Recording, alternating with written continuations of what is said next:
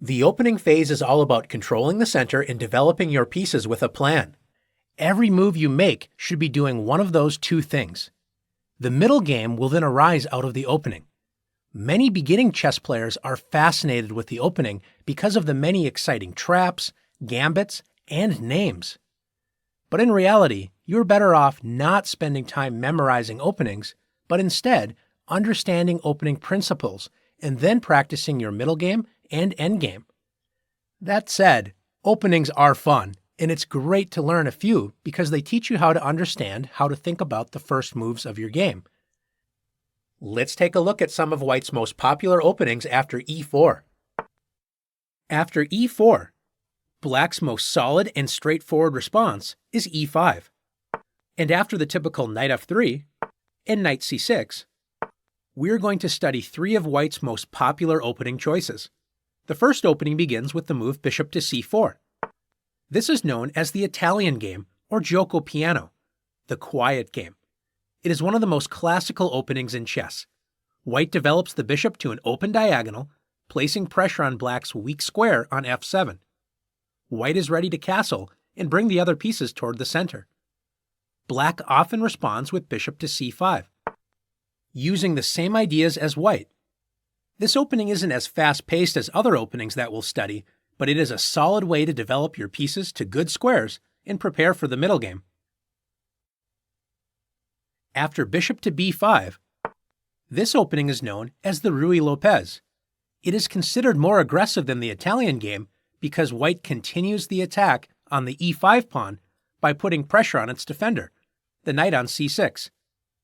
Black's most popular option is the strange-looking a6, provoking White to capture the knight. Isn't that exactly what White wants to do? It turns out that White cannot win the pawn on e5 right away, so Black attacks White's bishop.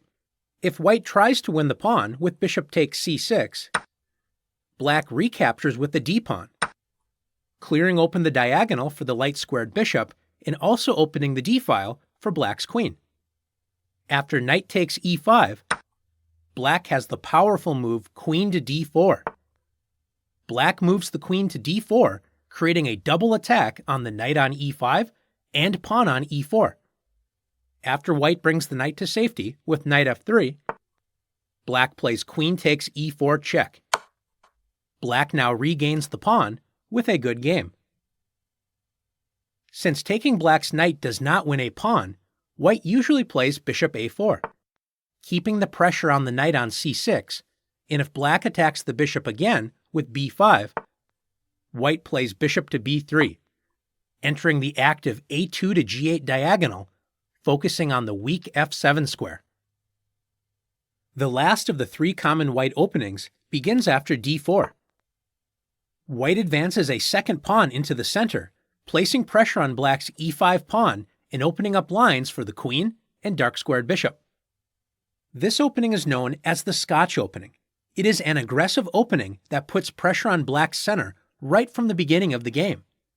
Black should capture the pawn immediately with e takes d4, but sometimes Black plays d6.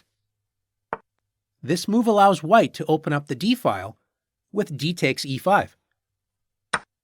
If Black captures with the knight first with knight takes e5, White opens up the d-file after knight takes e5, d takes e5, and now that the d-file is open, White can trade queens with queen takes d8 check. After king takes d8, Black's king loses the right to castle and is stuck in the middle of the board. After d takes e5, the d-file has once again opened and White trades queens with queen takes d8 check. Black has a tough choice to make. Black can either capture the queen with knight takes d8, giving up protection of the pawn on e5 and losing it after knight takes e5, or Black can play king takes d8, losing the right to castle. Black's king is stuck in the middle of the board and will become a target of attack on the open d-file. This is why Black should play e takes d4. And after White plays knight takes d4, both sides have a file that has been opened, the d-file for White and the e-file for Black. This means the game may open up quickly, where both sides will have attacking chances. After bishop to c5, Black develops a piece and adds a second attacker on White's knight on d4. White plays bishop to e3, developing the bishop toward the center and adding a second defender to the d4 knight. Both sides will focus on completing development, castling, and will prepare for a sharp middle game fight. Now that you've learned some of White's most popular openings after e4, let's test your knowledge in the challenges.